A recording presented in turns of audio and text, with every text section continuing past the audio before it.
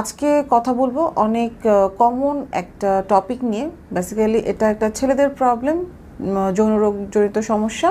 এটা হচ্ছে দ্রুত বীর্যপাতের সমস্যা অথবা প্রি ম্যাচিউর ইজাকুলেশন নামে আমরা যেটাকে ইন্ট্রোডিউস করি। অনেকেই মনে করেন আপনারা যে আমার দ্রুত বীর্যপাত হয়ে যাচ্ছে, আমি কাঙ্ক্ষিত সময় পর্যন্ত ধরে রাখতে পারছি না, আমার ওয়াইফকে আমি স্যাটিসফাইড করতে পারছি না, এরপর আমি কি করব, এই বুঝি আমার জীবন শেষ হয়ে গেল।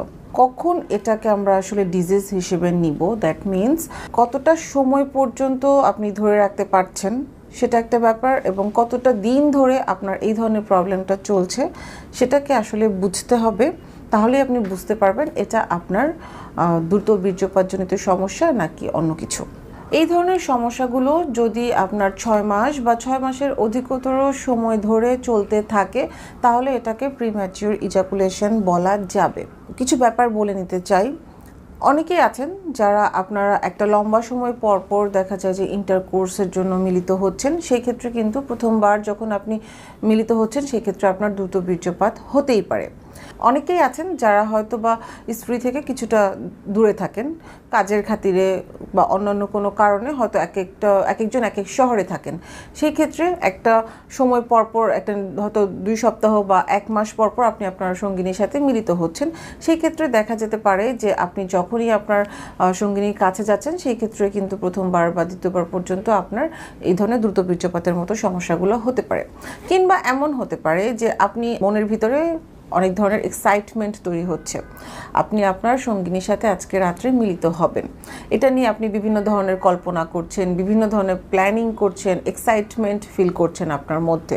সো যখনই আপনি রাত্রেবেলা যখন আপনার সঙ্গিনীর কাছে যে মিলিত হলেন তখনই দেখা গেল যে আপনি নিজেকে স্যাটিসফাইড করার আগে বা আপনার ওয়াইফকে স্যাটিসফাইড করার আগে আপনার বীর্যপাত হয়ে যাচ্ছে। সো এই ধরনের জিনিসগুলো কিন্তু আমরা অনেক ক্ষেত্রেই নোটিস করি। এখন কথা হচ্ছে যে এটা কতটা সময় ধরে আপনার চলছে। এই ধরনের দ্রুত বীর্যপাতের সমস্যা যদি আপনার 6 মাসের অধিকতর সময় ধরে চলতে থাকে তাহলে এটাকে আমরা প্রবলেম হিসেবে ধরে নিব। এছাড়া অনেকগুলো কারণ কিন্তু আছে দ্রুত বীর্যপাত হওয়ার। প্রথমেই যেমন আমি বললাম যে ওভার এক্সাইটমেন্ট, প্ল্যানিং, এই জিনিসগুলো কিন্তু একটা কারণ হতে পারে।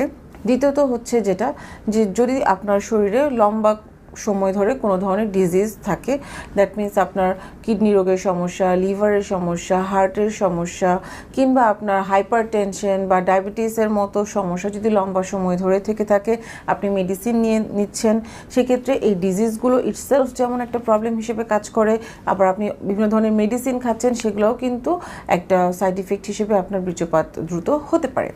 সেকেন্ড যেটা বলবো, যদি প্রিভিয়াসলি আপনার সেক্সুয়াল অ্যাসল্টের কোনো ধরনের হিস্ট্রি থাকে, অপ্রাপ্ত বয়সে যদি কেউ সেক্সুয়াল ইন্টারকোর্স শুরু করে থাকেন, এগুলোও কিন্তু অনেক বড় কারণ হিসেবে আমরা ধরে নিচ্ছি।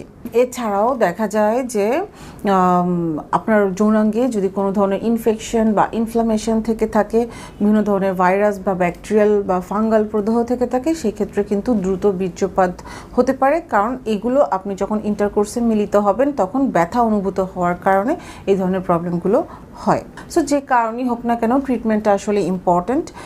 যুগ যুগ ধরে কিন্তু এই ধরনের প্রবলেমগুলো ট্রিটমেন্ট চলে আসছে, বাট আমি আজকে কথা বলবো আপনাদেরকে সাথে অ্যাডভান্স যে ট্রিটমেন্টগুলো আছে সেগুলো নিয়ে।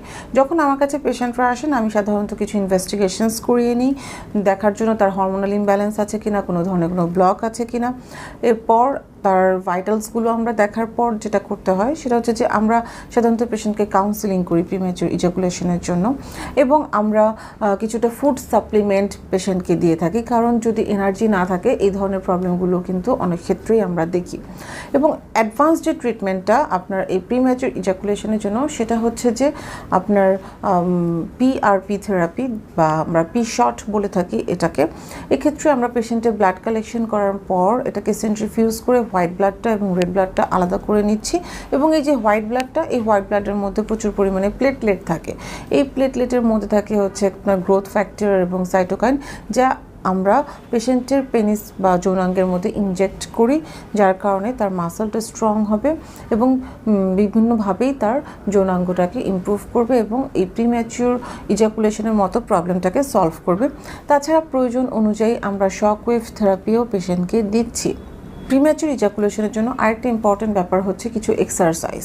এই এক্সারসাইজগুলো আমাদের যে ফিজিওথেরাপিস্ট আছেন উনি পেশেন্টদেরকে শিখিয়ে দিবেন। এর মধ্যে ইম্পর্টেন্টগুলো হচ্ছে আপনার stop and start technique, women on the top technique, squeeze technique অথবা মিউচুয়াল মাস্টারবেশনের মতো বিভিন্ন ধরনের টেকনিকগুলো আছে, যেটা আসলে প্রিম্যাচুর ইজাকুলেশনটা হচ্ছে আপনার কিছুটা কাউন্সেলিং, কিছুটা এক্সারসাইজ, কিছুটা লাইফস্টাইল মডিফিকেশনস এবং আপনার কিছু অ্যাডভান্স ট্রিটমেন্টের মাধ্যমে সম্পূর্ণরূপে ট্রিটমেন্ট করে সারা সম্ভব।